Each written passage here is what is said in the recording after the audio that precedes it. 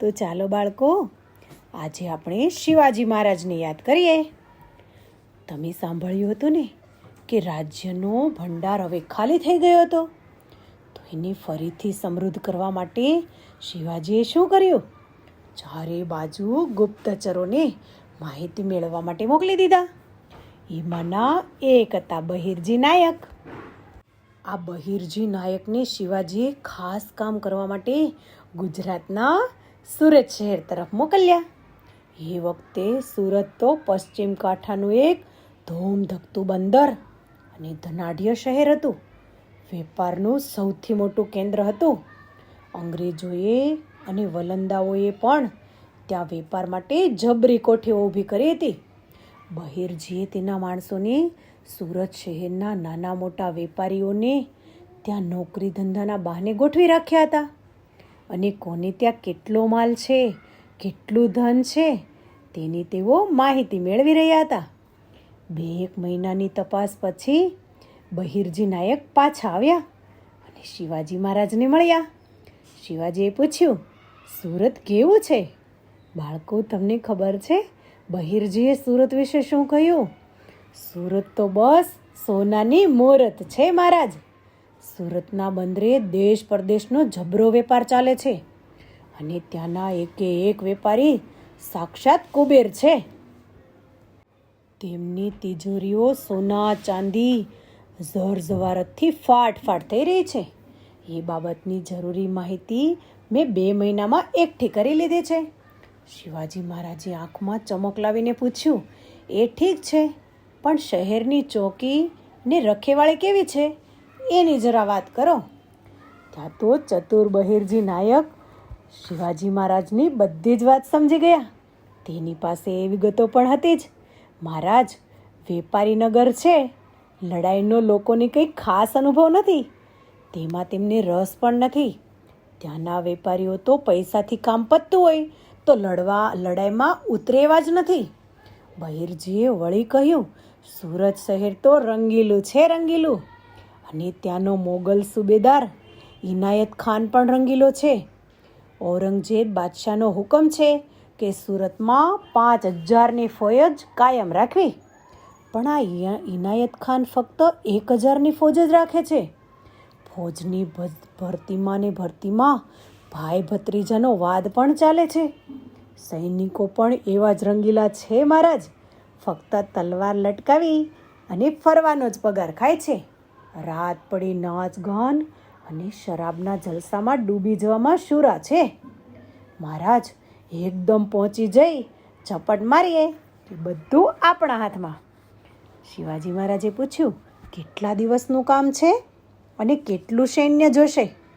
બહિરજીમાં નાયક પાસે આ વિગતો પણ તૈયાર હતી. બાળકો, તમને હવે સમજાઈ ગયું છે કે આ બહિરજી નાયક કેટલા ચતુર હશે. તેમણે કહ્યું, 1-2 મહિના લાગશે મહારાજ. 5-1000 સૈનિકો અને લગભગ એટલા જ ઘોડાઓ માલ ભરીને જલ્દી ભેગા ઘરે થઈ જવા જોઈએ એવા જોઈએ. બળદોથી કામ નહીં ચાલે.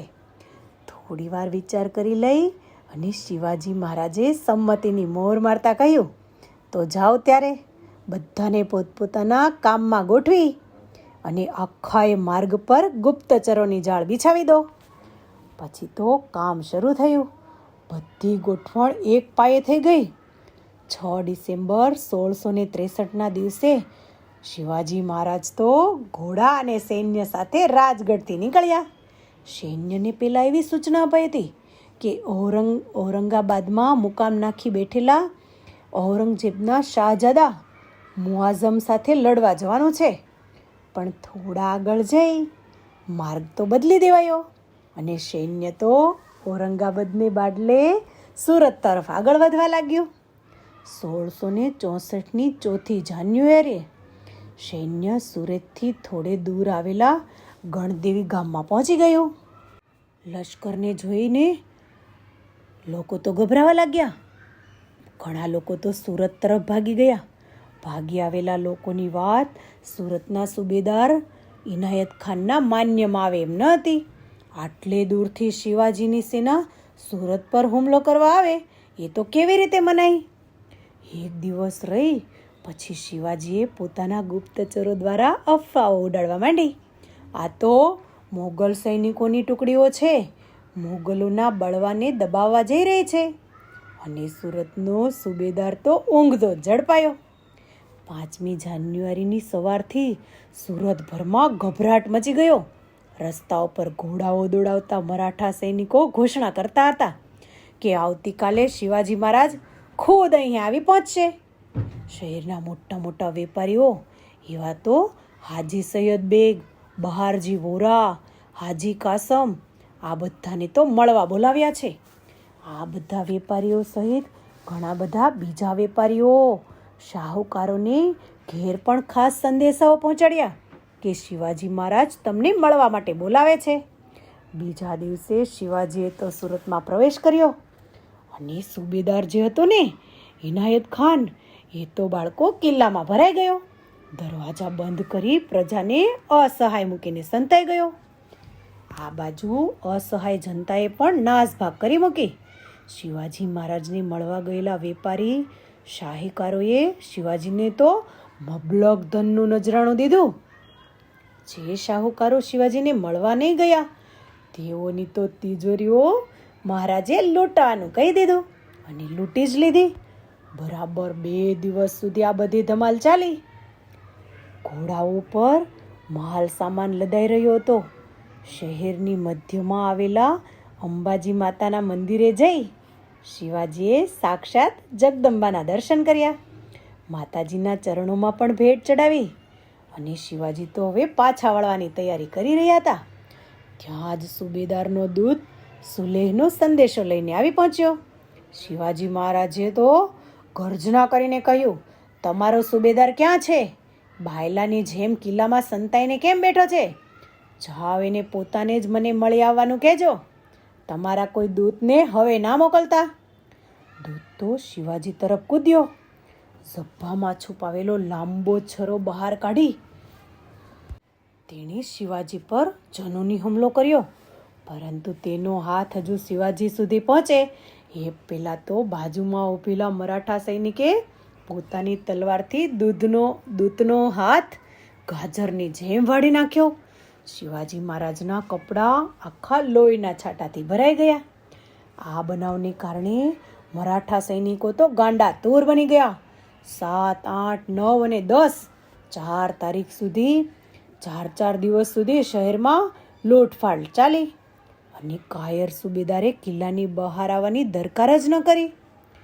11મી જાન્યુઆરીએ પુષ્કળ ઝવેરાત અને ધનથી લદાયેલા ઘોડાઓ સાથે ઘોડેસવાર મરાઠા સૈનિકોનું દળ સુરતથી દક્ષિણ તરફ 50 માઇલ જેટલું દૂર એક ગામની બહાર વિદાયની તૈયારીઓ કરી રહ્યું હતું. સુરતમાંથી શિવાજીને અનર્ગળ ધન મળ્યું. એટલું જ નહીં પણ તેના લીધે બીજાપુરનો સુલતાન અને દિલ્હીનો શહેનશાહ ઔરંગઝેબ બંને શત્રુઓ પર તેમની અજબ ધાક જામી ગઈ.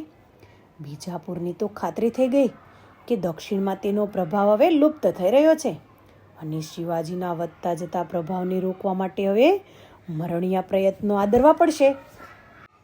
દિલ્હીમાં બેઠા ઔરંગઝેબને પણ એનો ખ્યાલ આવી ગયો કે દક્ષિણમાં શિવાજીએ સ્થાપેલું સ્વરાજ્ય હવે દિલ્હી માટે ખૂબ મોટો પડકાર છે. બીજાપુર અને ગોવળકોંડા જેવી સલ્તનતો શિવાજી સામે ખતમ થઈ રહી છે. હવે મુકાબલો શિવાજી સાથે જ જમાવવો પડશે એવી ખાતરી તો શાહિસ્ત ખાનના પરાજય પછી ઔરંગઝેબને થઈ જ ગઈ હતી. દક્ષિણમાંથી છેક સુરત સુધી પહોંચી જઈ મુગલ સુબેદારને શિવાજીએ છક્કર ખવડાવી. તેથી તો ઔરંગઝેબ ઓર વિમાસણમાં પડી ગયો, કારણ કે એ પ્રસંગ દ્વારા શિવાજીએ મોગલ સલ્તનતના ગુપ્ત સ્થાનને પારખી તેના પર સફળ રીતે આક્રમણ કરી પોતાની શક્તિ અને ચતુરાઈનો સચોટ આપી દીધો હતો. પરંતુ બાળકો, શિવાજીએ ઘર આંગણે પણ અનેક પ્રશ્નો ઉકેલવાના હતા. સુરતમાંથી મળેલા ધનનો ઉપયોગ સ્વરાજ્યની એકાલગ્રસ્ત પ્રજાની પરિસ્થિતિ સુધારવા માટે કરવા માંડ્યો. સ્વરાજ્યનો પાયો પાકો બને અને તેને સ્થિરતા પ્રાપ્ત થાય તે માટેની વ્યવસ્થા પાછળ લગભગ 1 વર્ષ સુધી શિવાજીએ ધ્યાન આપ્યું. અને હવે પછી શું થયું બાળકો, તે આપણે પછી ફરીથી જોઈશું. તો ચાલો આવજો.